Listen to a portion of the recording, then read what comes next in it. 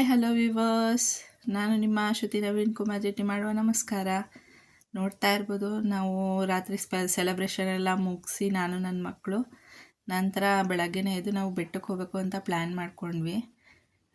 ಬೆಟ್ಟಕ್ಕೆ ಹೋಗಬೇಕು ಅಂದರೆ ಸುಮಾರು ನಾವು 6 ಗಂಟೆ ಅಷ್ಟೊತ್ತಿಗೆಲ್ಲ ಇರಬೇಕು ಅಂತ ನಾನು ಸುಮಾರು 4 ಗಂಟೆಗೆ ಎದ್ದು ಎಲ್ಲ ಕೆಲಸನೂ ಮುಗಿಸಿ ನಂತರ ಸ್ನಾನ ಎಲ್ಲ ಮುಗಿಸಿ ಮನೆ ಮುಂದೆ ನೀರು ಹಾಕಿ ರಂಗೋಲಿ ಇಟ್ಟು ಮಕ್ಕಳಿಗೆಲ್ಲ ಸ್ನಾನ ಮಾಡಿಸ್ಬೇಕಾಗಿತ್ತು.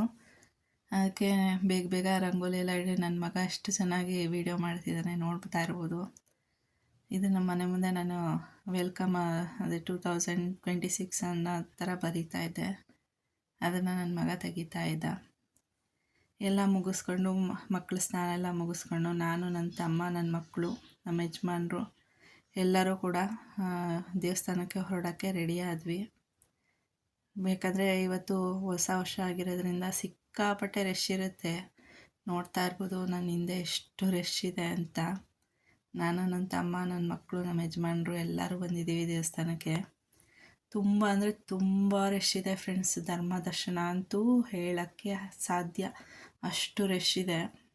ನಾವು ಟಿಕೆಟ್ 50 ರೂಪಾಯಿ ಟಿಕೆಟ್ ತೊಗೊಂಡು ಇದು ಕ್ಯೂನಲ್ಲಿ ಬಂದ್ವಿ. ಆ ಕಡೆ ನೋಡ್ತಾ ಇರ್ಬೋದು, ಅದು 100 ರೂಪಾಯಿ ಟಿಕೆಟ್ ಕ್ಯೂ. ಅದು ಎಷ್ಟು ಜನ ಇದ್ದಾರೆ ಅಂದರೆ ಹಬ್ಬ ತಾಯಿ ಚಾಮುಂಡೇಶ್ವರಿ ದರ್ಶನ ಪಡ್ಕೊಳ್ಳೋಕ್ಕೆ ನಾವು ಬೇಗ ಬರಬೇಕಾಗಿತ್ತು ಅಂದ್ಕೊಂಡ್ವಿ. ಇನ್ನೂ ಅಷ್ಟು ಜನ ನಮಗಿಂತ ಮೊದಲೇ ಬಂದಿದ್ದರು.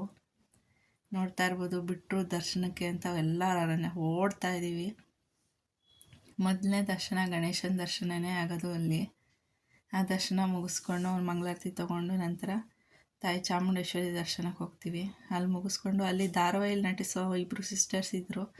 ಅವ್ರನ್ನ ಜೊತೆ ಫೋಟೋ ತೆಗೆಸ್ಕೊಂಡು ವೀಡಿಯೋ ಮಾಡಿಕೊಂಡು ನಂತರ ದೇವಸ್ಥಾನ ನಮಸ್ಕಾರ ರೌಂಡ್ ಮಾಡಿಕೊಂಡು ಅಲ್ಲಿಂದ ಹೊರಟ್ವಿ. ಅಲ್ಲಿರೋ ದೇವಸ್ಥಾನಗಳಿಗೆಲ್ಲ ಭೇಟಿ ಕೊಟ್ವಿ. ಇವತ್ತು ಎಲ್ಲ ಭೇಟಿ ಕೊಟ್ಟು ನಂತರ ಅಲ್ಲೇ ಬೆಟ್ಟದಲ್ಲೇ ತಿಂಡಿ ಪ್ರಸಾದ ವಿನಿಯೋಗ ಇರುತ್ತೆ. ಇವತ್ತು ತುಂಬ ಚೆನ್ನಾಗಿ ವ್ಯವಸ್ಥೆ ಮಾಡಿದರು.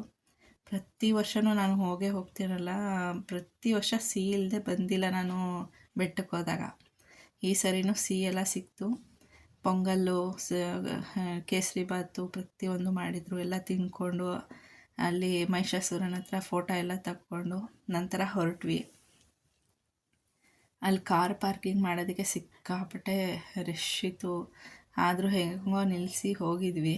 ಈಗ ಹೆಂಗಪ್ಪ ತೆಗೆಯೋದು ಅನ್ನೋಂಗಿತ್ತು. ಬಟ್ ಆಗೋದು ಹೆಂಗೋ ತೆಗೆದು ಹೋದ್ವಿ. ನಂತರ ನಿಂಬುಜಾದೇವಿ ದೇವಸ್ಥಾನ ಅಂದರೆ ಮೈಸೂರಿನ ಇಟ್ಟಿಗೆಗೂಡಿನಲ್ಲಿ ನಿಂಬುಜಾದೇವಿ ದೇವಸ್ಥಾನ ಅಂತ ಇದೆ ಫ್ರೆಂಡ್ಸಲ್ಲಿ.